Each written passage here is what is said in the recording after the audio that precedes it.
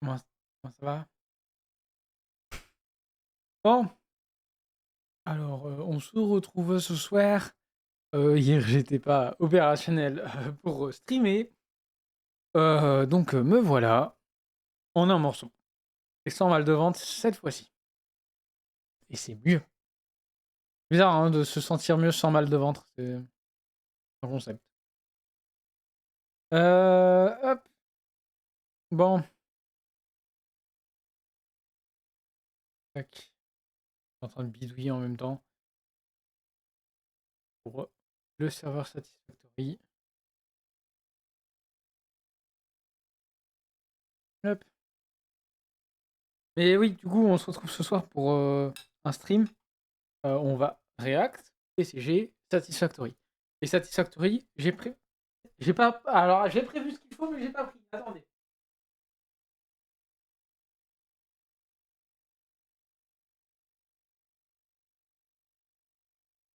Je disais, j'ai prévu ce qu'il faut. J'ai ma canette, pas au niveau de l'ordinateur. Ah, pas au bord du bureau. Faut que ça tombe, ça va éclater. Voilà. Faut choisir où le mettre parce que sinon, ça va faire de la merde. Bon, on va regarder cette vidéo. Bon, déjà que je suis pas très en avance. Je vais baisser le bureau. Hop, créer ma chaise. Ah!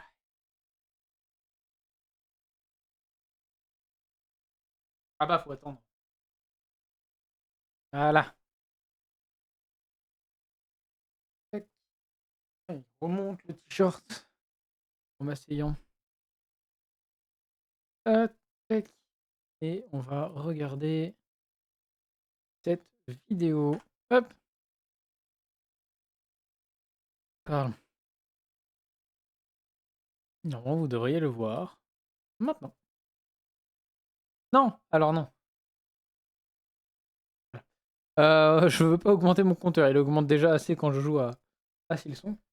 Alors, j'ai pas le temps de manger. Je vais manger pendant le réel. Ah, la musique est à fond. Ah, tac. Et du coup, ça va être une vidéo de IQ, le prodige qui a détruit Sony. 27 minutes de vidéo, donc on en a pour un petit moment. Si vous... Tac. Retournez au tout début. Puis voilà. Mes cheveux, c'est toujours le bordel, hein, comme d'habitude. Ça sert à rien de regarder ça. On y va. Et TikTok, je suis toujours pas en stream, je suis toujours pas autorisé. C'est 3 jours ouvrés. On est samedi, c'est pas ouvré, donc ça race. Je streamerai sur TikTok quand je pourrai stream. Allez! Si vous deviez donner une note à l'année 2011, vous lui donneriez combien? Parce que mine de 2011, je m'en rappelle pas, hein, j'avais 10 piges. rien, c'est quand même la sortie de Skyrim, de Battlefield 3 et de Assassin's Creed Revelation. C'est aussi l'année de The Artist et la fin de la saga Harry Potter au cinéma. Et dans les choses qui m'ont marqué, il y avait aussi Party Rock Anthem de LMFAO et le début de Game of Thrones. Donc vraiment 2011, avec ce que je viens de vous citer, je pourrais lui donner un bon 16 sur 20. Mais bien évidemment, cette année ne se résume pas à ça. Et chacun a un vécu différent. Quand j'y réfléchis un peu, cette année-là, une camionnette m'a fauché pendant une balade en vélo et je ne dois ma survie qu'au fossé rempli d'orties dans lequel j'ai atterri. Donc rien que pour ça, on va dire que ma note passe de 16 à 10. Parce que j'ai quand même perdu mon vélo dans cette histoire et c'était vraiment, je vous assure, un super vélo. Oh, l'info horrible qu'il lâche. Bah, je baisse la note parce que j'ai eu un accident, j'ai failli crever. Heureusement qu'il y avait un fossé rempli d'orties. D'accord. Tout ça pour dire que le moindre événement peut drastiquement changer cette note. Et il existe une entreprise qui avait tout pour donner un gigantesque 20 sur 20 à l'année 2011, mais qui va finir par connaître l'une des pires années de son existence. Parce que le 20 avril 2011, 77 millions de personnes se sont retrouvées dérobées de leurs informations les plus personnelles. Nom, prénom, adresse, mais pas seulement. Ces 77 millions de personnes avaient toutes un point commun, elles avaient un compte PlayStation Network. Un réseau J'en ai jamais eu. Pas de problème. Indispensable en 2011 si vous souhaitiez acheter des jeux ou jouer en ligne avec votre PlayStation. Et donc en plus des noms et des adresses, les identifiants, mots de passe et potentiellement coordonnées bancaires étaient également dérobés. Une quantité astronomique de données avait été compromise sans que Sony, les propriétaires du PlayStation Network, ne puissent rien faire. L'attaque était chirurgicale. Aucune trace n'avait été laissée. Enfin, aucune trace à l'exception d'un fichier contenant une phrase « We are Legion ». Sony va être mis sous le feu des projecteurs, perdant des millions de dollars, obligeant les plus hauts placés de l'entreprise à s'excuser devant les caméras. Ils avaient laissé 77 millions d'utilisateurs à la merci des hackers. Et à l'origine de toute cette histoire, il y a un homme. Un homme qui, à la base, ne voulait causer aucun problème, mais qui, à cause de ses convictions, va être au centre de cette affaire malgré lui. Qui est cet homme? Malgré Quelles lui. sont les convictions qui l'ont amené Je comprends pas comment c'est possible malgré lui qu'il se retrouve là. malgré lui au centre de cette histoire? Et surtout, qu'est-il devenu après avoir involontairement causé l'humiliation d'une des plus grosses entreprises au monde? One of the largest digital data breaches in history. That Sony suffered an external intrusion, which forced their online network to shut down. This week, Sony confirmed its PlayStation network had been breached. Personal information of millions of Of up to customers. 77 million users worldwide. So great to see you in person because it's amazing what you have done. George Hotz. George Hotz. Il est devenu connu, hein. Je me baladais Bien sur de YouTube télé. quand je suis tombé sur cette vidéo. Yo, it's GeoHot. And for those that don't know, I'm getting sued by Sony. Let's take us out of the courtroom. Et là, j'étais intrigué. Un subtil mélange d'émotions me traverse la tête entre gêne et curiosité. Cette vidéo, c'est la réaction de George Hotz quand il a appris que l'entreprise Sony le poursuivait en justice. Un rap. C'est pas tous les jours que Sony attaque en justice une personne spécifique et c'est encore plus rare que la réaction de la personne en question soit de faire un rap. Alors j'ai décidé de m'intéresser à George et ça tombe très bien vu que c'est lui qui va être au centre de tout ce que je vous ai présenté au début de la vidéo. Pour commencer, George il se balade sur internet sous le pseudo GeoHot. Prénom, nom, on coupe la fin, on fusionne, simple et efficace. Et George, c'est un passionné d'informatique simple et qui, efficace. dès son adolescence, va montrer qu'il est relativement avancé pour son âge. Regardez ici, on est en 2004, George a 15 ans, et dans cet extrait plein de pixels, on le voit interviewé par une journaliste dans une émission matinale de la chaîne NBC. George, tell me a little bit about your invention. Well, I made a robot. It like maps out rooms and stuff. Put it in the heating duct to my school, and it made a map of that. George a construit un robot capable de cartographier son environnement. Et je sais pas ce que vous faisiez à 15 ans, mais moi je passais mes journées sur League of Legends. Et malgré ma fulgurante progression de bronze 5 à platine 2 en saison 5, merci. Je trouve quand même que ce que fait George est légèrement plus impressionnant. Et avec son invention, il devient finaliste de la Foire internationale des sciences organisée par Intel. Une immense foire qui rassemble tous les jeunes génies d'une cinquantaine de pays différents et où les plus ingénieux sont nommés finalistes de la foire. Ils peuvent recevoir des prix, se faire financer leur idée par des investisseurs, recevoir des bourses d'études, ce genre de récompense. Et un an plus tard, il va redevenir finaliste avec une nouvelle invention, le Googler. Un robot capable de ramasser des objets au sol. Et 2 ans plus tard, juste avant ses 18 ans, il va encore être nommé finaliste, ce qui va lui permettre de remporter une bourse de 10 000 $ pour avoir construit un hologramme. D'ailleurs, si vous vous demandiez à quoi ça ressemble un jeune de 17 ans qui reçoit 10 000 $, eh bien voilà une photo de George sur scène durant la cérémonie, et ça se voit, il est plutôt content. Et à côté de ça, la même année, George va aussi faire des combats de robots, et là, j'ai trouvé une vidéo. Au cas où vous aviez des doutes, c'est celui-là le robot de George. Mais les inventions, les robots, les j'avais récompenses, pas de doute. ce n'est rien comparé à ce qui arrive.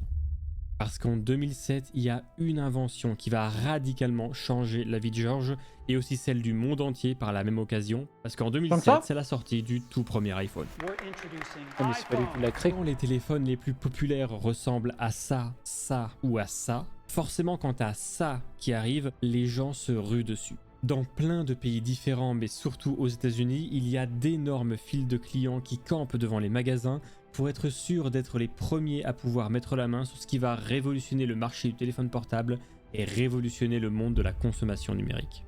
Et ce jour-là, oui. George, en tant que fan de technologie, il s'en procure un. Il rentre chez lui tout content et Et en la bidouille. insérant sa carte SIM dans son nouvel iPhone, il se rend compte que ça ne marche pas. Parce qu'aux États-Unis, l'iPhone ne fonctionnait qu'avec un seul opérateur, AT&T. Apple a Oh, merde. lancé un produit qui est censé révolutionner le monde, mais aux États-Unis, il n'y a qu'un seul opérateur qui fonctionne. Ça paraît complètement stupide, mais pourtant, Bah il y a oui. une explication. À l'époque, les opérateurs avaient un immense contrôle sur les téléphones portables. Ils pouvaient souvent imposer leur interface, décider quelle application était disponible, et si le constructeur voulait faire une mise à jour, elle devait d'abord être validée par l'opérateur. Et Ouais, ça, c'est complètement con. Apple, c'est leur pire cauchemar. Alors ils vont demander aux différents opérateurs de les laisser tranquilles et de ne pas interférer avec leur interface, leur application et leur mise à jour. Et aux États-Unis, les seuls qui ont accepté, c'est AT&T. À condition d'être le seul opérateur fonctionnel sur l'iPhone, forçant toute personne en voulant un à devenir des clients AT&T. C'est ce qu'on appelle dans le jargon du marketing une masterclass. Ah oui. Apple révolutionne le milieu du téléphone portable sans être limité par les opérateurs et AT&T gagne 2 millions de nouveaux utilisateurs en un mois. Sauf que George, lui, il est Pas mal. pas content. Il n'a pas d'abonnement AT&T. Lui, il est chez T-Mobile parce que c'est moins cher et il a réellement la flemme d'aller demander un nouvel abonnement. Il faut se déplacer, remplir des papiers, payer des frais pour résilier l'abonnement actuel, parler à des humains. Bref, il a pas Comprends. envie. Du coup, George, à l'âge de 17 ans, Je sens qu'il va bidouiller pour pouvoir mettre une autre carte SIM. va être le tout premier humain au monde à publiquement jailbreak un iPhone. Le jailbreak, c'est l'équivalent du débridage. Tu retires les contraintes du fabricant pour profiter à 100% des capacités réelles de ta machine. Typiquement, si on prend en exemple les trottinettes électriques, elles sont programmées pour ne pas dépasser une certaine vitesse, mais elles ont les capacités physiques d'aller bien plus vite. Du coup, en les débridant, on peut atteindre Juste, attendez. la vitesse, mais elles ont les capacités 119 en trottinette. Tu tombes. Il n'y a pas de doute de ce qui se passe en fait. Il n'y a pas de doute. C'est, est-ce que je survis? Est-ce que j'ai mal? Je me pète le bras? Non, tu meurs. Comment tu veux survivre sur une trottinette à 119 km/h? Une trottinette! Déjà, un scooter à 119, c'est dangereux. Et encore, t'es équipé. Parce que t'as un équipement spécifique. Du coup, t'as le casque, etc. Là, il a peut-être un casque. Parce il a l'air quand même bien équipé. Mais quand même, bon, le téléphone, il est mort. S'il tombe, et lui, même avec un casque, à 119 km/h, déjà une moto à 119, bon, t'as intérêt à avoir des vêtements spécifiques. Je crois que c'est cuir. Ça résiste bien. J'ai un doute. Hein, je ne connais pas, je suis pas motard. Mais en trottinette, je ne conçois pas d'aller aussi vite en trottinette. Je comprends que 25 km/h, ça peut paraître lent. Tu as envie de dépasser un petit peu. À la limite, si quelqu'un roule à aller à 40 km/h, bon, c'est rapide, mais genre, faut pas aller plus vite que les voitures. Si les voitures sont limitées à 50 en ville, c'est pas pour rien non plus. Hein. C'est pas pour faire joli. Hein. C'est pour éviter de tuer quelqu'un. Et en trottinette, bah, tu vas tuer quelqu'un et te tuer. Super. Tu tues 2 personnes.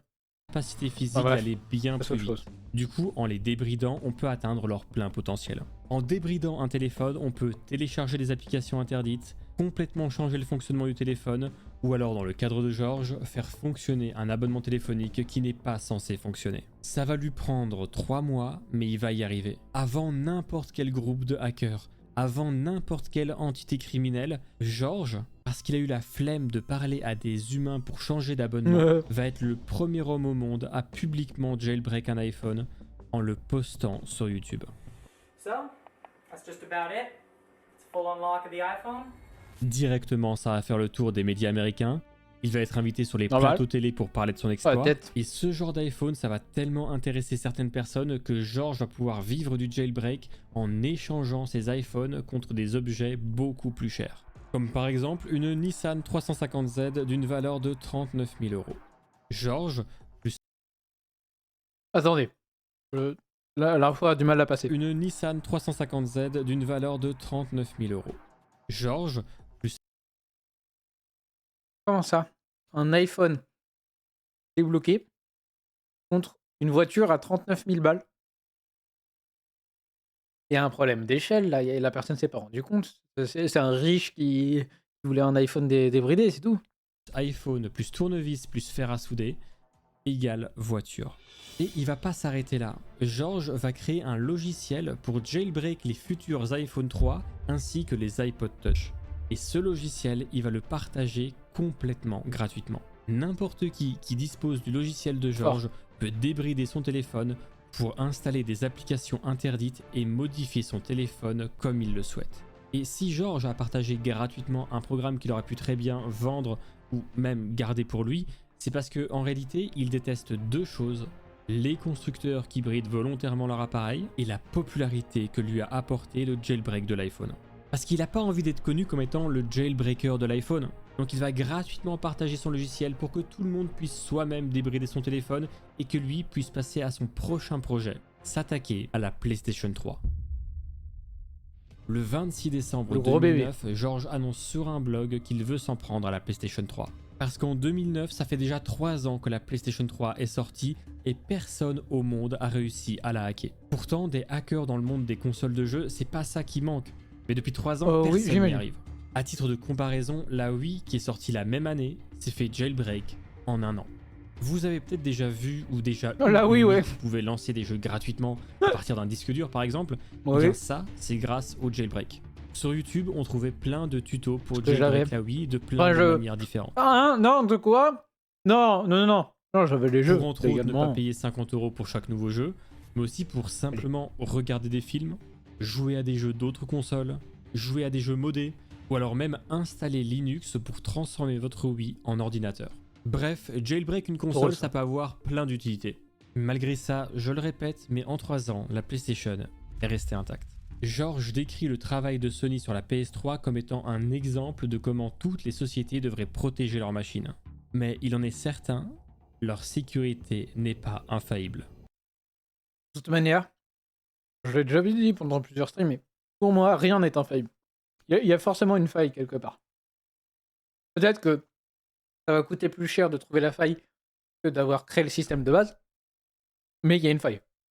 Avec budget illimité, tu pourras toujours trouver une faille. Que ce soit matériel ou humaine. Il va complètement démonter sa console et y passer des semaines entières. Et le 15 janvier 2010, seulement 3 semaines après le début de ses travaux, alors que ça faisait plus de 3 ans que la PlayStation 3 était restée intacte, George annonce qu'il a réussi à hacker sa PS3, se rapprochant très rapidement d'un véritable jailbreak. Concrètement, il avait utilisé une fonction de la PS3 du nom de OtherOS pour installer Linux et transformer sa PlayStation en ordinateur. Ce qui pour le coup était tout à fait prévu par Sony. C'était une des promesses de la PS3, en dehors de pouvoir jouer dessus, on pouvait aussi la transformer en ordinateur. Mais George avait réussi à aller plus loin que ce que Sony avait prévu. Il va utiliser OtherOS pour avoir accès à des parties de la console réservées aux fabricants. Il arrive à un point où la console le considère comme un administrateur et va donc le laisser fouiner dans des recoins auxquels les clients normaux n'ont pas du tout accès. Il va pouvoir tranquillement chercher toutes les failles de la PS3 pour choisir laquelle il va exploiter pour jailbreak la console. Et tous ces avancements, il va les annoncer publiquement et bien évidemment ça va pas du tout amuser Sony qui décide de réagir. Ils vont tout simplement supprimer la fonctionnalité OtherOS de la PS3. Ce qui ne va absolument rien changer pour 99% des utilisateurs. Mais pour les 1% qui utilisaient OtherOS pour par exemple transformer leur PS3 en serveur ou, dans le cas de l'US Air Force, utiliser leur PS3 comme supercalculateur. D'ailleurs, ces PS3 sont désormais achetables, donc si vous voulez une PlayStation du Condor Cluster, qui est un nom hyper stylé, eh bien en 2025, c'est tout à fait possible. Mais du coup, en 2010, les 1% d'utilisateurs qui utilisent OtherOS vont très mal accueillir cette nouvelle. Parce que désormais, la moindre mise à jour de leur PS3, qui est bien évidemment obligatoire pour utiliser les fonctions en ligne de la console, va suffire à supprimer OtherOS pour toujours. Et vendre un produit en disant qu'il peut faire un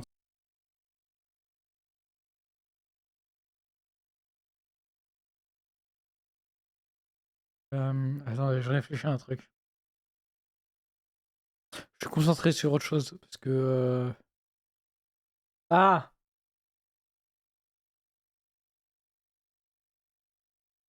Un truc qui... J'ai un doute en tête. Merde.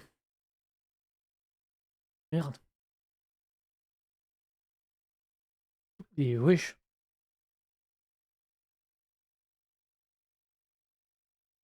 Je Le plus réfléchis enlever le truc en question, regardant une la fois que les vidéo. gens ont acheté le produit, eh bien c'est illégal. Ce qui va mener à une multitude de plaintes de la part des consommateurs envers Sony. Mais Sony, ils vont en avoir absolument rien à foutre.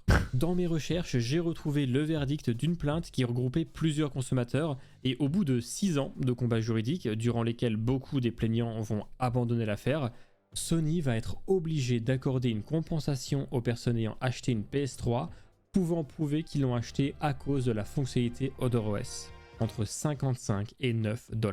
À la justice.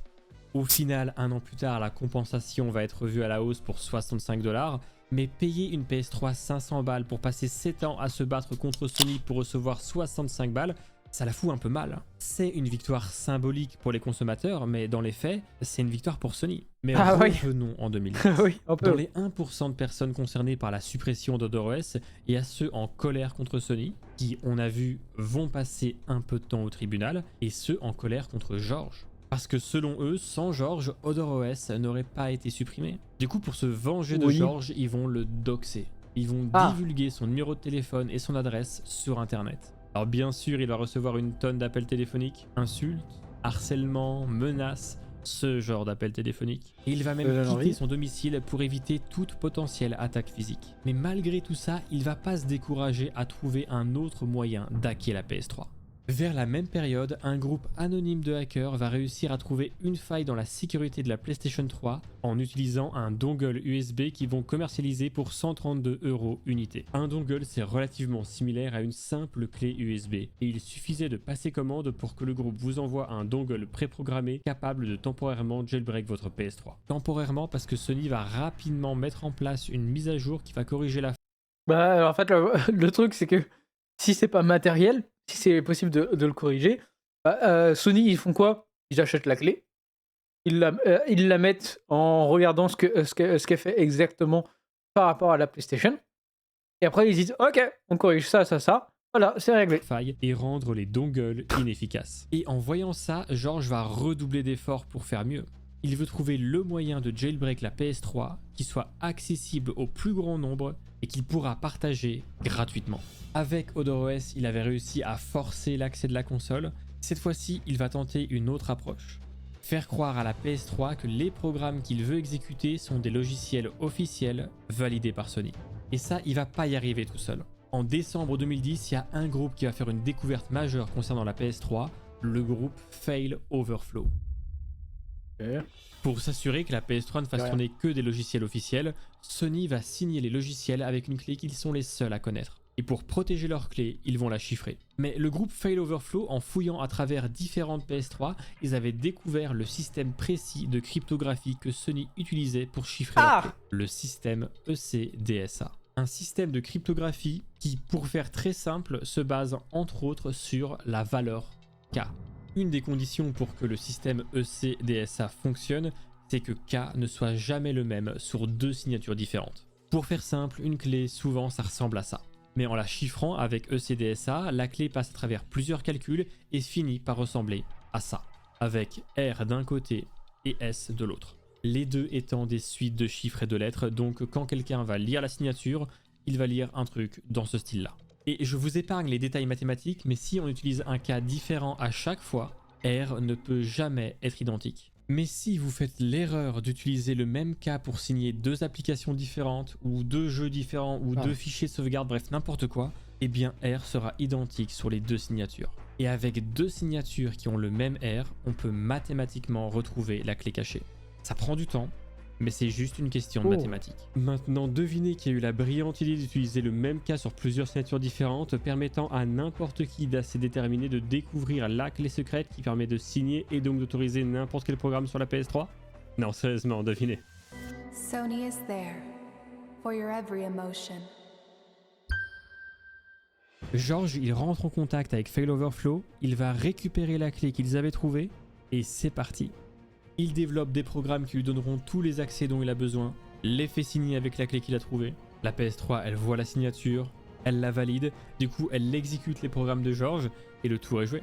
La PlayStation 3 vient d'être jailbreak avec une méthode qui pourra être partagée complètement gratuitement et qui pourra permettre à n'importe qui de faire passer n'importe quel programme pour un véritable programme officiel certifié par Sony. Et comme mettre à jour une clé de signature est beaucoup plus compliqué pour Sony que simplement combler une faille de sécurité, George Hotz, grâce à l'aide de Failoverflow, va être considéré comme étant le premier à avoir réellement battu Sony dans le jailbreak de la PlayStation 3 en janvier 2011, un peu plus de 4 ans après la sortie de la console. Donc là, on s'attend à ce que George partage la clé à tout le monde, mais avant d'en effet partager la clé à tout le monde, il va faire un geste envers Sony. Il va prendre position en disant qu'il ne soutient pas le piratage de jeux vidéo, il va même développer un système d'exploitation qui empêche la PS3, une fois jailbreak, de faire tourner des jeux piratés.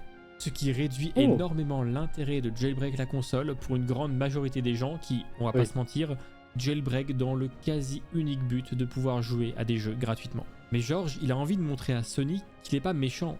Il a envie de leur montrer que son intérêt, c'est pas le piratage de jeux vidéo, mais que c'est simplement de donner aux propriétaires d'une PlayStation 3 le plein contrôle sur la machine qu'ils ont achetée.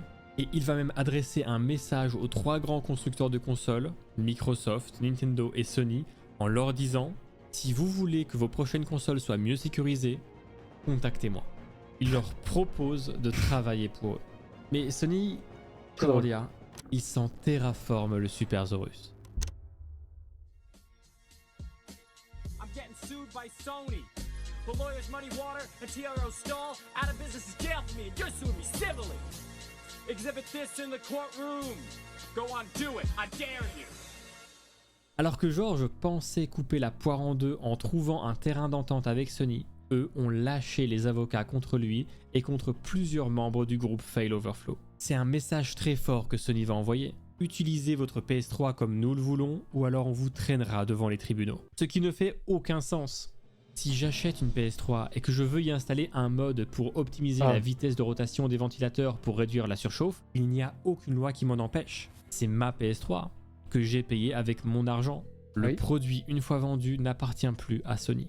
Mais les avocats de Sony vont sortir la carte du copyright. Ils vont dire que laisser les gens jailbreak pousse au piratage des jeux, ce qui pour le coup est réellement illégal. Et peu importe que George ou Failoverflow n'ait pas développé d'outils pour le piratage de jeux, le simple fait que George ait publiquement révélé la clé de Sony va permettre à d'autres hackers de développer des outils de piratage. C'est ça l'angle d'attaque juridique de Sony. Et ça va hyper bien marcher. George va être la première personne au monde à recevoir l'interdiction par la loi de jailbreak la PS3 ou même simplement de parler de hacker la PS3. Ils sont doués les avocats de chez Sony. D'ailleurs, ils sont tellement doués qu'ils vont réussir à obtenir l'autorisation de répertorier toutes les adresses IP qui ont visité les réseaux sociaux de George pour identifier tous ceux qui auraient vu sa vidéo sur le jailbreak de la PS3. Et ils vont même recevoir l'autorisation d'accéder à l'historique PayPal de George pour identifier tous ceux qui lui auraient fait des dons pour l'aider à payer son avocat. L'équipe juridique de Sony, ils sont à deux doigts de demander les numéros de carte bleue de tout le monde pour se payer des kilotonnes de champagne. Ils sont sur une immense win streak. Tout ce qu'ils demandent est accordé par le tribunal. Si c'était un match de boxe, George serait actuellement en boule dans le coin du ring, en train de se faire tabasser pendant que l'arbitre lui crache dessus. Mais ce match allait rapidement prendre une toute autre tournure. Hello Sony. It has come to our unfortunate attention that you have decided to interrupt the free flow of information. Le groupe de hackers Anonymous venait de faire son entrée sur le ring avec un message très clair. Vos récentes actions contre George Hotz sont impardonnables. Nous sommes Anonymous. Nous ne pardonnons pas. Nous n'oublions pas. Soyez prêts. Quelques heures après ce message, le site officiel de Sony et de PlayStation étaient tous les deux hors service. Ça encore, ça va. Se mettre down un site, c'est pas... J'ai pas les compétences.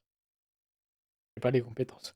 Et c'est pas aussi compliqué que jailbreak une console. Et les personnes haut placées chez Sony vont tomber une par une. Numéro de téléphone, adresse, description de leur maison, nom et prénom de toute leur famille. Tout était maintenant posté en ligne devant une foule en colère et certaines personnes ne vont pas hésiter à utiliser ces informations. Je viens de commander un tas de pizzas livrées à la maison de Trayton sous le nom d'Anonymous. Personne n'a d'infos sur les enfants de Stringer. Quelqu'un est allé fouiller les poubelles de son immeuble. On a toutes les infos qu'il nous faut. Appelle les services sociaux et porte plainte pour maltraitance contre ses enfants. Ou ça va trop loin? Appelle l'école de son gosse et fais-leur croire que le gamin a été emmené d'urgence à l'hôpital. Ça, je trouve le pas ça drôle, avait pris une toute autre tournure. Mais George, lui, c'est pas ce qu'il voulait. Dévoiler des adresses et menacer des membres de famille, ça c'est pas ses méthodes à lui. Bah, il est ouais. devenu spectateur d'un combat qui le dépasse. Et quelques jours plus tard, le 17 avril 2011, un incident étrange va avoir lieu.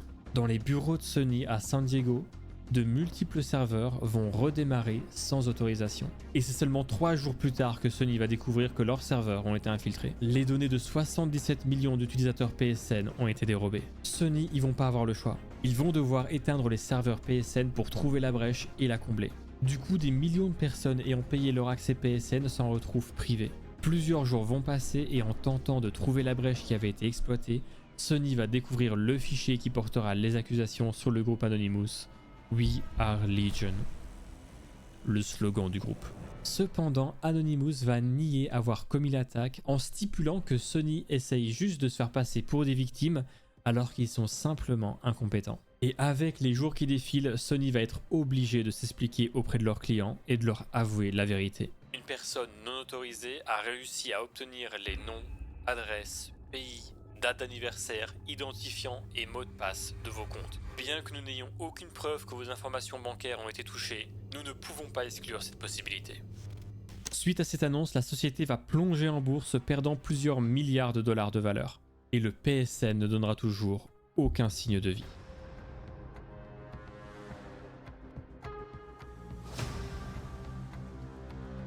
Et les jours passent. Aïe aïe aïe aïe aïe aïe aïe. Le 15 mai 2011, le PSN revient enfin. Mais les problèmes de Enfin. Sony sont loin d'être terminés. Le Congrès des États-Unis va lancer une enquête contre Sony et leur méthode de protection de données qui va encore un peu plus salir l'image de la société. Parce que c'est rarement bon signe quand le Congrès américain enquête sur ta boîte. Oui. Enquête qui, heureusement pour eux, ne va pas aboutir en amende. Contrairement à l'enquête de l'Information Commissioner Office, qui elle va condamner Sony à une amende de 250 000 livres. Une pichenette comparée aux milliards c'est que ce que j'allais Sony dire, avait ça déjà va. perdu, mais une punition symbolique qui enfoncera Sony encore un peu plus. Ils enchaînent les défaites à tel point qu'il y a même des regroupements de clients PSN qui vont porter plainte contre Sony dans l'espoir de gratter un peu d'argent. Ce qui est Ouais, l'équivalent de faire les poches d'un mec KO sur le trottoir. Alors ça, pour le coup, ça passera pas. Les clients vont se faire recaler par les juges parce que bon, faut pas pousser mémé dans les orties quand on est déjà en train de se noyer avec l'eau du bain. Pour se racheter une image auprès de leurs clients, Sony va promettre de dédommager tous ceux victimes de futures usurpations d'identité ou de futures fraudes bancaires. Ils vont également offrir 30 jours d'abonnement PSN et 2 jeux gratuitement à tous leurs clients qui leur restent fidèles.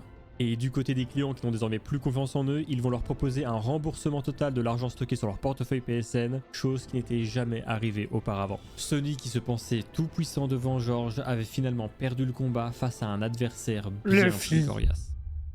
Mais du coup, après cette histoire, George, qu'est-ce qu'il est devenu?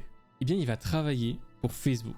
Mais il va dramatiquement s'ennuyer. Alors, il va être embauché chez Google, où il va également mourir d'ennui. Jusqu'au jour où il va être contacté par Elon Musk pour travailler sur les pilotages automatiques des voitures Tesla. À l'époque, Tesla utilisait le système d'autopilote AP1 détenu par la société Mobileye. Ce qu'Elon n'aimait pas trop.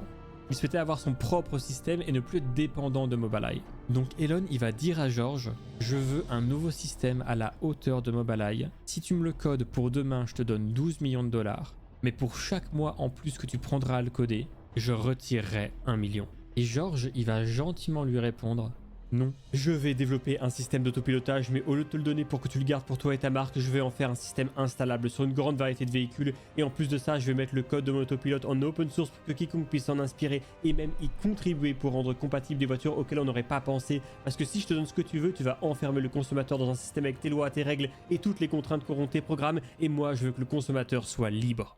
Et du coup, c'était un grand monologue, mais c'est littéralement ce qu'il a fait. Il a ouvert sa propre boîte, conçu un autopilote, développé un boîtier installable dans plein de voitures différentes. Comme ça, les gens n'ont pas besoin de claquer 40 000 balles dans une nouvelle voiture pour avoir accès à l'autopilote. Et si vous voulez vous inspirer du code pour faire votre propre autopilote, bah allez-y, il est disponible en ligne complètement gratuitement. Enfin, faites gaffe quand même, hein, mettez pas des caméras de Wico sur votre prototype qui seront capables de confondre le prochain virage avec un gosse à vélo, s'il vous plaît. Mais George, il a tenu sa promesse. Il a créé un produit fonctionnel tout en permettant aux gens qui voulaient faire leur propre produit d'être libres de toute contrainte arbitraire. Et en vérité, c'est ça que j'aime bien avec George. Depuis le début, il a jamais changé. Son premier jailbreak de l'iPhone, c'était pour se libérer des contraintes arbitraires que lui imposait Apple. Son jailbreak de la PS3, c'était pour permettre à tout le monde de profiter pleinement des réelles capacités de la console, pour permettre à tout le monde d'être réellement propriétaire de ce qu'il a acheté. Il est un peu spécial, ok, mais il a un idéal où le savoir est partagé et où le consommateur est libre d'être réellement propriétaire de ce qu'il achète. I like that. I like that. D'accord? Ah oui, 2000. Ah, ça fait du bien. Oh, elle était bien la vidéo, putain. Franchement, je valide. Bon. On va ouvrir Steam. Festival Steam du cheval. D'accord, bah le cheval c'est trop génial. Allez.